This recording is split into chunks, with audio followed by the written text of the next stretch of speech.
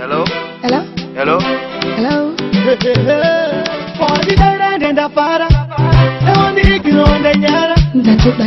Ndinopinza mpawa Chiwa my heart desire Ndanga ndichiri lonely kupapaya Ndanga ndichiri kungokugaya Padiki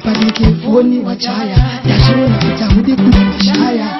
Ndichingenda tata kukuona Ndofona ndonzwa izwi lako Paunoti I love you Ndonzwa izwi lako Ndichingenda tata kukora Kona ndonzwa izwi lako Ndonzwa izwi lako Ndinotata kuzvidzora pandinonzwa voice rako muviri wangu unotanga kutonhora Moyo wangu nitawe kuboka itawe kutora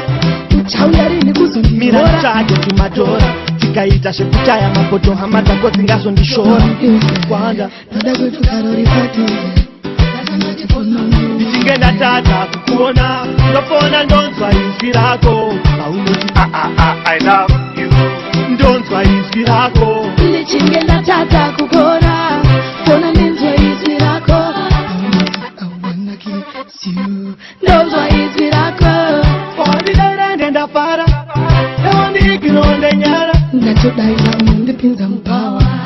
Chiwa my heart desire Ndanga ndichiri lonely kupapaya Ndanga ndichiri kungokugaya Padiki foni wachaya Yachiona kutahudi kunamashaya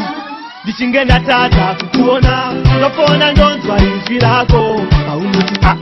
I love you Ndonzwa izwi rako Ndichinge ndatadza kukona Kona ndinzwa izwi rako Ndonzwa izwi rako